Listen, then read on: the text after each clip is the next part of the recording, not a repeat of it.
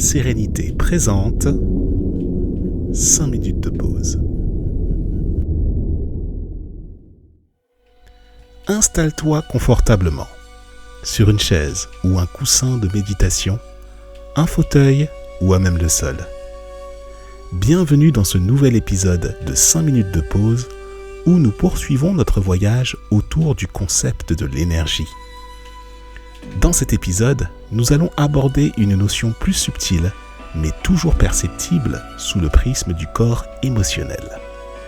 Si tu découvres cette série avec ce contenu, je t'invite à revenir sur l'épisode précédent, où il était question d'appréhender l'énergie dans la matière avant d'entrer dans celui-ci. Lorsque l'on parle d'énergie émotionnelle, il est important d'y adjoindre la dimension physique que l'être est amené à expérimenter. Prenons un exemple simple. Lorsque tu te retrouves à prendre les transports en commun et qu'un des voyageurs se prend à rire, selon toi, que peut-il se passer ? Tu l'auras deviné, c'est une réaction en chaîne, un effet de contagion émotionnelle sur les autres passagers en contact avec le phénomène. Partant du principe que la loi de l'unité divine s'applique aussi dans les transports publics, quelle que soit notre origine ou nos conditions sociales, si tu es amené à côtoyer une personne en crise de fou rire, il est fort probable qu'une autre personne va relayer cet état émotionnel de joie jusqu'à te contaminer en finale de compte. Le rire initial ne t'aura peut-être pas touché outre mesure. Il touchera certainement une autre personne dans la rame ou dans le bus dans lequel tu te trouves, puis par effet de ricochet, une troisième, puis une quatrième, et ainsi de suite.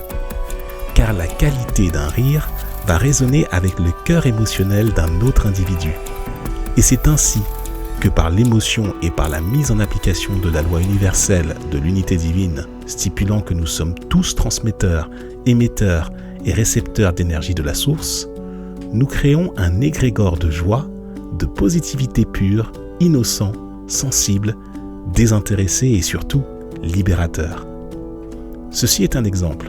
Celui qui amène la vibration la plus élevée à celui qui l'expérimente sur le moment.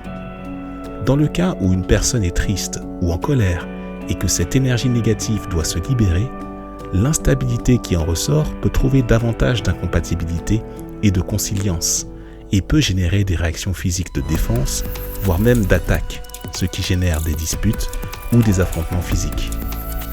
Quelle qu'en soit l'issue, il s'agit ici d'une mobilisation de l'énergie qui est générée par un sentiment en lien avec l'idée que l'être se fait du moment qu'il est en train de vivre.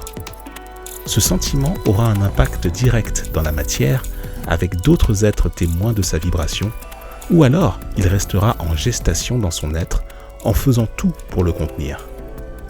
L'énergie émotionnelle est un pointeur. L'individu qui en est animé peut être conscient de son existence, mais cette énergie ne sait pas qu'elle est énergie. À l'image du couteau qui ne peut se couper lui-même car il ne sait pas qu'il est un couteau, l'émotion a toujours été au rendez-vous de notre expérience, sans savoir qu'elle pouvait être mobilisée de manière consciente ou inconsciente par nos états d'âme. C'est donc un phénomène énergétique interne à part entière qu'il convient d'observer ici. Il n'a pas la même manifestation ni origine que l'énergie physique que nous avons précédemment évoquée, mais cela reste de l'énergie à l'état pur, perçue d'un autre endroit de notre expérience.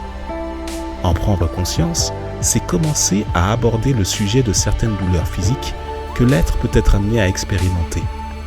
Dès lors qu'il se pose la question de l'origine et surtout de la raison de ce mal-être. Prenons par exemple des troubles tels que la migraine, l'asthme, les allergies ou d'autres phénomènes plus incommodants comme le côlon irritable, les calculs rénaux, des ruptures ligamentaires, voire même des accidents vasculaires cérébraux. Chacun de ces troubles sans exception dispose de son origine émotionnelle en lien avec la zone du corps où l'être est touché.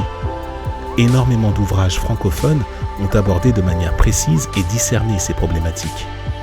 Il ne tient qu'à celui qui souhaite aborder sa problématique physico-émotionnelle à bras le corps de prendre son autonomie de bien-être en main et de chercher. Car ce n'est que lorsque l'on cherche que l'on trouve. Cela peut sembler évident, une tautologie. Mais qui parmi nous cherche véritablement l'origine émotionnelle du cancer ?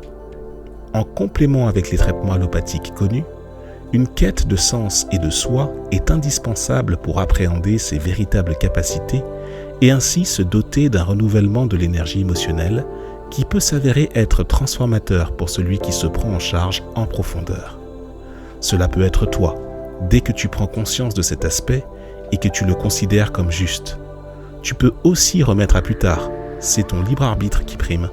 Tu restes souverain de ta propre destinée. En libérant l'énergie émotionnelle en excès dans ton vécu, tu te donnes une possibilité de revenir à la sérénité résidente en ton être. En procédant de cette manière, tu apportes un complément à la notion de mise en mouvement physique évoquée dans l'épisode précédent. Les deux mises ensemble permettent d'entrevoir un troisième volet de l'immense dimension énergétique que tu peux être amené à vivre. Il se trouve au niveau du mental, de l'intellect, du psychique. Dans le prochain épisode, nous aborderons l'énergie sous cet aspect avec toute l'incidence sur la manière de considérer son conditionnement et son histoire de vie. Abonne-toi à la chaîne de la Team Sérénité, retrouve-nous sur teamserenité.com ainsi que sur l'ensemble des plateformes de podcast. Lien en description.